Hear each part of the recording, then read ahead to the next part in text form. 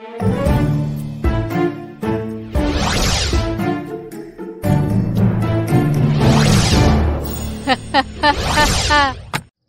समय पहले की बात है। मानपुर नामक एक गांव में एक बहुत ही अमीर व्यक्ति रहता था, जिसका नाम था रामू। रामू अपनी छोटी बेटी नेहा के साथ रहता था।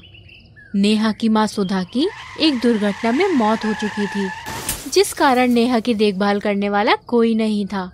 नेहा बस सारा दिन घर पर अकेली बैठी अपनी माँ को याद करती रहती।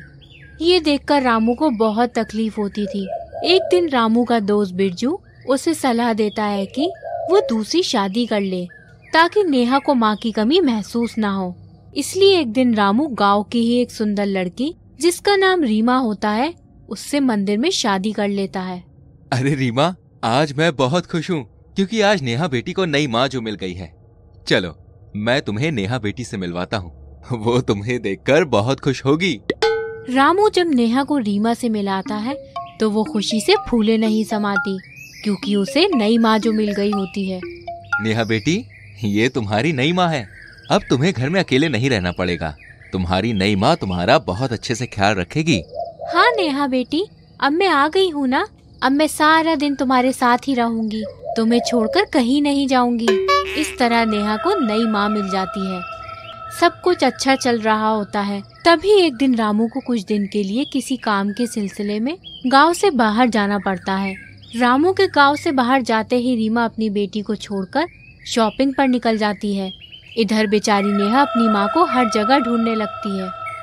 माँ, कहाँ हो तुम? अरे ये क्या, पता नहीं माँ कहाँ चली गई।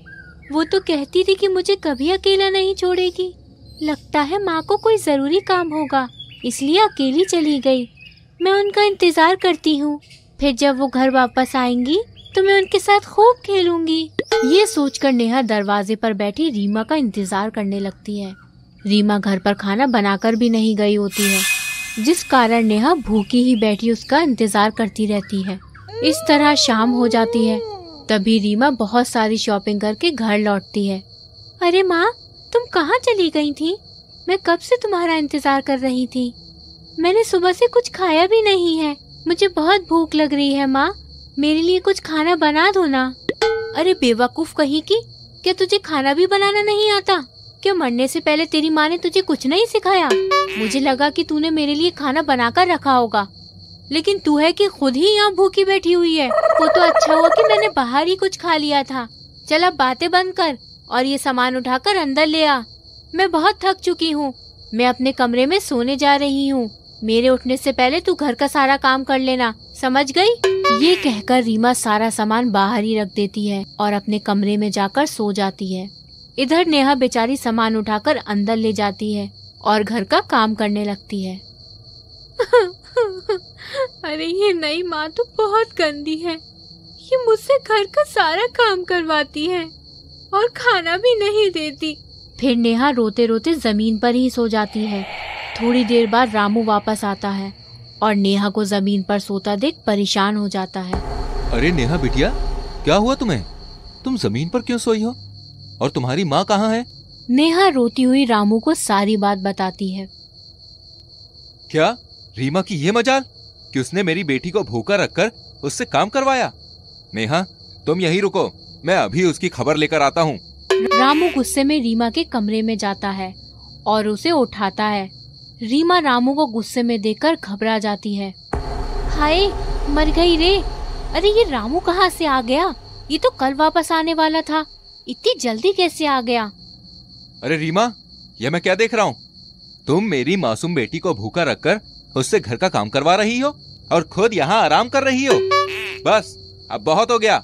मेरी बेटी ने मुझे तुम्हारी सारी असलियत बता दी है, इसलिए सुबह होते ही तुम यहाँ से चली जाना। अब मुझे तुम्हारी कोई जरूरत नहीं है। रीमा रामू से माफी मांगने की बहुत कोशिश करती है, लेकिन रामू उसे माफ नहीं करता।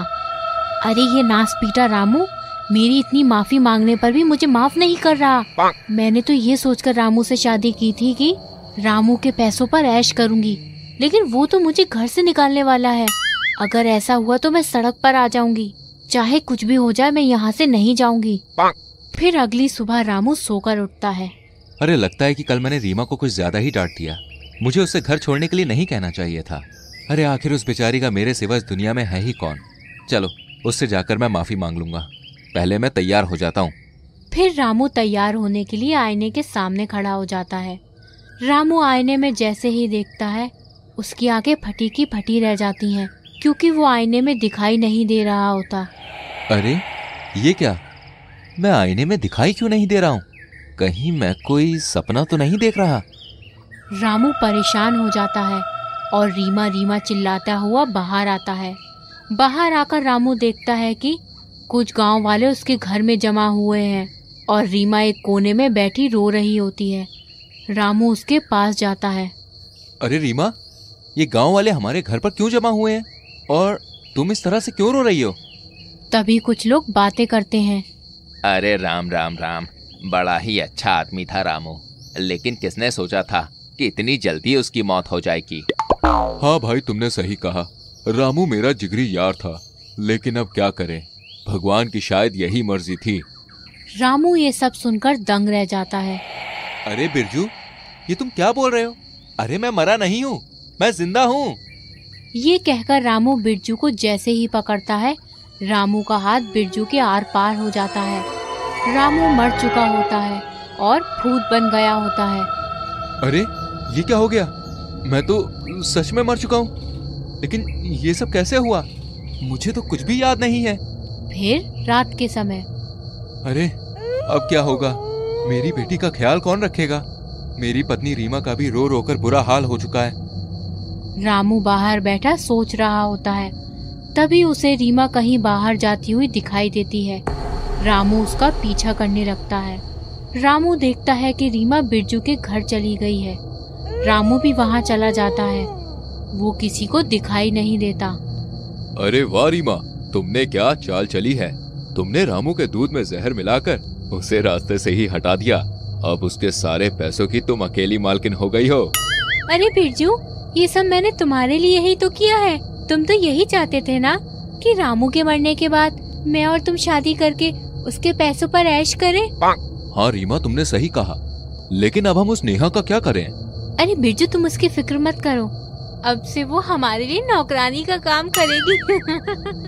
अरे नास पीटो, तुम लोगों को मैंने अपना समझा, लेकिन तुम लोग तो आस्तीन के सांप निकले।